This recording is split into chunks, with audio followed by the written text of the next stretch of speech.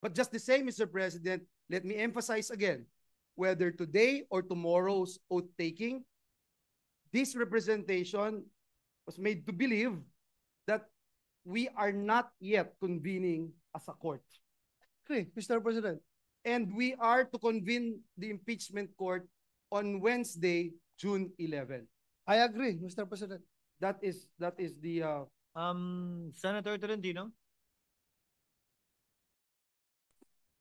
Just to further clarify, Mr. President, the impending oath of the Senate President is, if I'm not mistaken, and the movant can clarify this, pursuant to Resolution 39, Section 3 of our rules, which states, and I quote the pertinent provision, the President of the Senate shall preside in all other cases of impeachment, and for that purpose be placed under the prescribed oath or affirmation by any person authorized by law to administer an oath.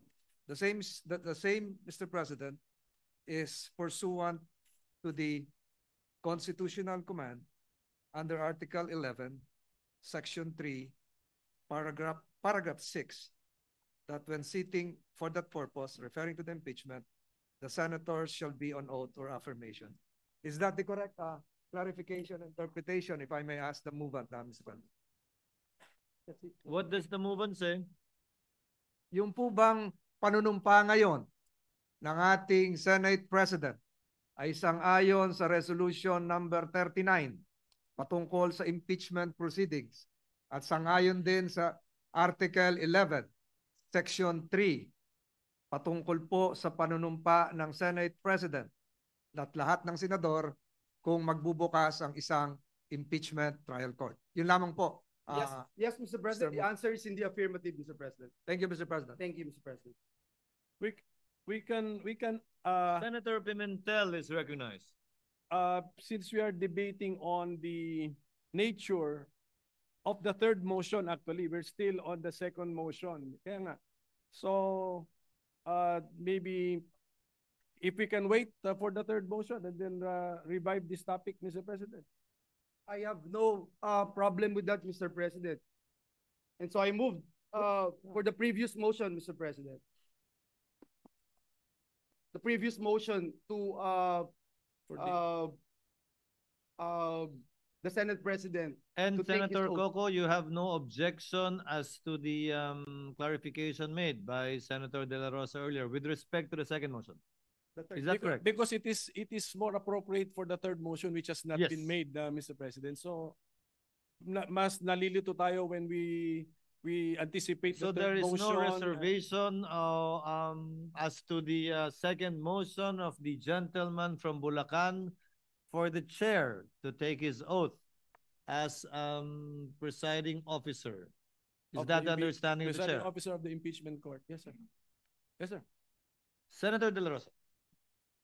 My clarification, Mr. President, was not yet forthrightly answered, Mr. President. Can this can the presiding officer give us a clear explanation as to whether or not we are convened right after all the members of this chamber have taken their oath? Because according to what we have discussed a while ago, that the convening of the court, of the impeachment court, shall proceed only on 11 or Wednesday. That's So no, we are still on the second motion, Honorable De La Rosa. that is why, Mr. President, that's a precondition. Because otherwise, that's my question is a precondition to your taking Understood. of oath. Because if you say that it will trigger, then I will object to your to that motion. Understood.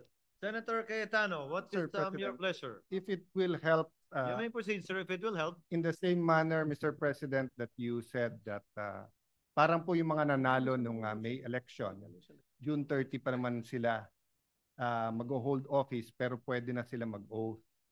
if the Supreme Court was in recess now, but the President appointed 3, 4, 5, 6 justices, they can take their oath.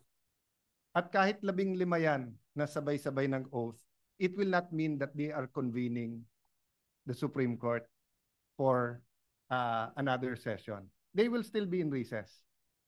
It will be either the law, which sets a date, or in our case, here in plenary, we will set the date kung kailan i-convene.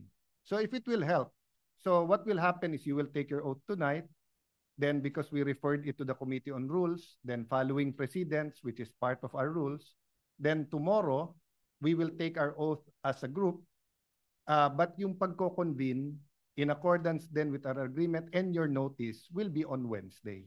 If we all accept that, our taking of our oath tomorrow will not trigger the convention of the convening of the trial court. Of course, if we all agree today that after we take our oath, it will convene, then it will convene. But if we all agree we will just be taking our oath today, it's no different than new appointees of the Supreme Court or the CA or the RTC taking their oath, then waiting till the recess is over before they convene. No, if we all accept that, Mr. President. Senator Ontiveros is recognized. Salamat po, Mr. President. Mr. President, mga kasama, ang ginawa natin, tinilad-tilad natin yung original motion ng minority leader.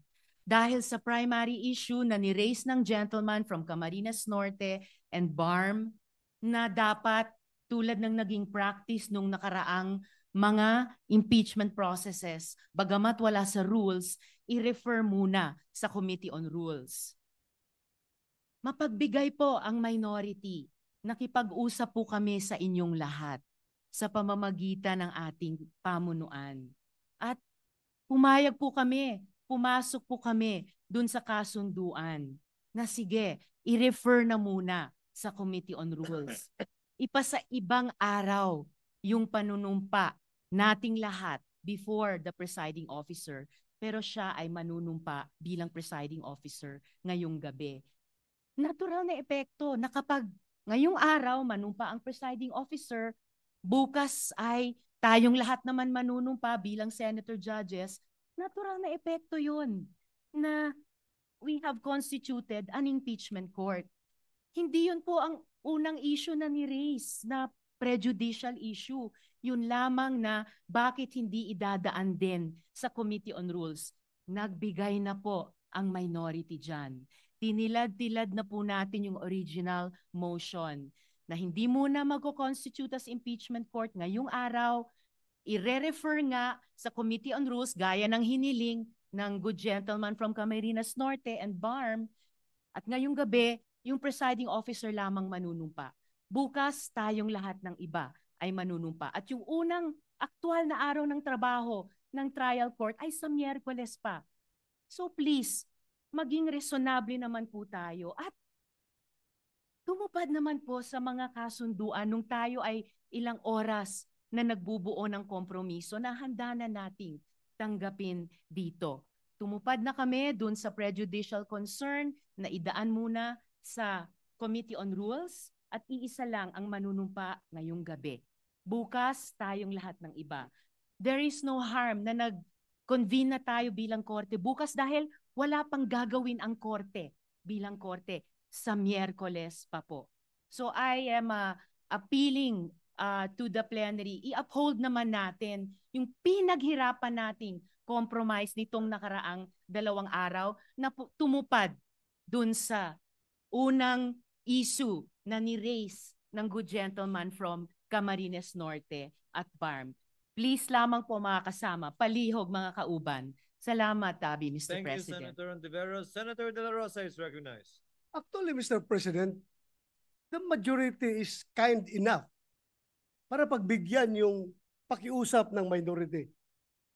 Na originally naka-schedule na tayo on May 11, yung ating lahat-lahat na gagawin. June 11, lahat natin gagawin. So, what's the difference kung yung aming pakiusap ay pagbigyan rin naman. Mr. President, just a clarification. With the permission of Senator De La Rosa, Senator Cayetano is recognized. Just to clarify, and I beg the indulgence of the minority. Everyone's in good faith kasi ang napag-usapan natin off the record, refer na natin tonight, mag-oath na si SP as presiding officer of the impeachment court. Tomorrow tayong mag-oath and then ituloy yung Wednesday. Yun yung agreement natin. We were silent on convening. So good faith everyone, because ang pagkaintindi naming marami na convening is a formal act. Hindi lang yung pag-oath na triggers that, di ba? Ang pagkaintindi pala ng minority is that, so I'm just saying, if we cannot agree, we cannot agree. But there's no bad faith in both sides. So please accept my explanation. Then we can agree or agree to disagree. So, Mr. President, Senator Pimentel is recognized. if we look at practice, kasi nga, kaya kami nag-compromise na dun sa referral to the Committee on Rules, out of practice, not out of the letter of our rules. If we remember correctly, for those of us present in the last impeachment proceeding held in the Senate, nag-oath po ang members ng Senado when the court was called to session, Mr. President. So it was a court session. Nag-oath tayo as members of the senator judges. So if we want practice, to follow practice, let us convene the court and take our oath. And then yun, siguro ang good faith agreement na lang natin, let that be the only agenda of the court on Tuesday. So you can ask our staff to check if what I'm saying is correct, that when we took our oath as senator judges, it was the court, the Senate as sitting as an impeachment court convened already, Mr. President. So yun po yun. So ganoon na lang, in good faith tayo, and then that's our we make it of record now that that's the only agenda of the court, and then Wednesday na po yung actual work as stated by the Deputy Minority Leader. Mr. President, I Senator think Cayetano. the misunderstanding comes from when to convene, because Senator Bato and whoever else have the same thinking, I was right to assume that Wednesday magko-convene. So he still has till tomorrow to decide whether he will give a privilege speech or make any motion depending on his gathering of his thoughts tonight. So kung mag-agree na tomorrow na mag-convene, that's why isa sa hiningi ni Senator Bato is before mag-oath, he can take the floor. At sabi naman namin, well, anyone can take the floor based on personal and collective privilege, no? So dun po ngayon may konting stalemate, no? Because Senator Bato doesn't want to be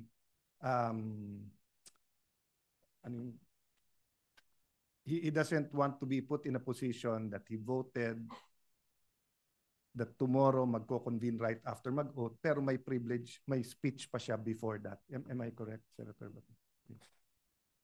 Baka impeachment na maging Bato pa. Kaya magsasalita muna si Senator Bato bago doon. So that's the problem in agreeing with the second and the third motion as of now. So as not to belabor the point, with the permission of Senator Pimentel, the movement has already stated in the affirmative that the idea behind this motion, both for this representation, when this representation takes his oath, and when the other members of the chamber take their oath, is that we are not yet convening the impeachment court. So that was the answer of Senator Villanueva to the query, the movement, to the query of Senator Bato. That is the status. As stated by Senator Cayetano, there seems to have been a misunderstanding that was clarified that indeed, in good faith, there was a misunderstanding with respect to the effects of that motion. But the status is that is the intent of the movant. Unless there are We cannot obsess over practice in the first motion and then abandon the practice on the third motion, Mr. President. So I'm just saying that so, Senator practice ang ginamit to accommodate the first motion and yet practice hindi observed sa third motion, which is when we take our oath as senator judges, the court is convened. Unfortunately, the Mr. movement President, doesn't. if I may, Mr. President, unfortunately, we have yet to make any third motion, Mr. President. Yes, precisely. That's the thing, Mr. Pero, President. I think So the- and so Senator De La Rosa has connected his vote on the second motion to Yes. the upcoming anticipated third motion, Mr. President. and when this representation was asked, I already responded, Mr. President, that upon consultation with members of this August chamber, that was the agreement, Mr. President. Again, to settle the issue, to abbreviate the proceedings as well, given the response of the Honorable Villanueva to the query of Senator Bato, and given the reservations of the Honorable Pimentel, do I take that as an objection to his second, or do you want to reserve the objection to the third motion? Because he already has answered. Can we proceed with the second motion without objection? No, because we are being trapped, Mr. President. The minority is being trapped if we will not object to the third motion, which is the oath taking of the senators as senator judges. Gusto nga namin convening of the court tonight, Mr. President. This is the product of an attempt to compromise the pending motion, Mr. President. So, with that, Mr. President, can we request for a minute suspension? Session is suspended.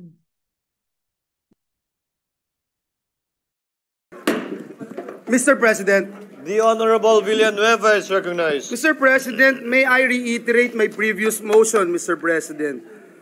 Mr. President, I move that the Senate Secretary, Mr. President, I move that the Senate President will now take his oath as the presiding officer of the impeachment proceedings, Mr. President. I so move, Mr. President. Any objection? Hearing none. Motion is the motion is approved. Chair would like to call on the Senate Secretary to ascend the rostrum to administer the oath.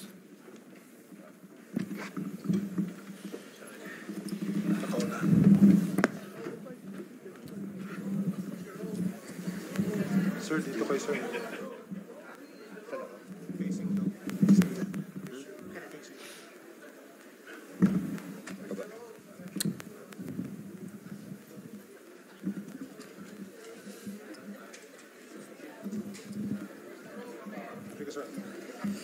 Sir, please raise your right hand and repeat after. Wala mic, sir. Okay na, sir. Importante kayo na matinig. I, Francis Cheese G. Escudero, Solemnly swear that in all things appertaining to the trial of the impeachment of Vice President Sara Zimmerman Duterte, now pending, I will do impartial justice I will do impartial justice according to the Constitution according to the Constitution and laws of the Philippines. and laws of the Philippines. So help me God. So help me God.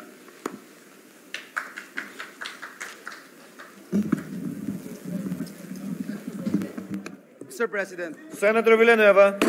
Thank you very much, Mr. President. Mr. President, may I respectfully move that the senator judges take their oath at 4 o'clock in the afternoon tomorrow, June 10, 2025. And again, reiterate, Mr. President, what this representation made mention a while ago, that after the oath taking of the senator judges, the court will be constituted but not convened yet, Mr. President. Thank you, Mr. President. Duly moved. noted and entered into the records. Is there any objection to the motion? Hearing none. Motion is approved.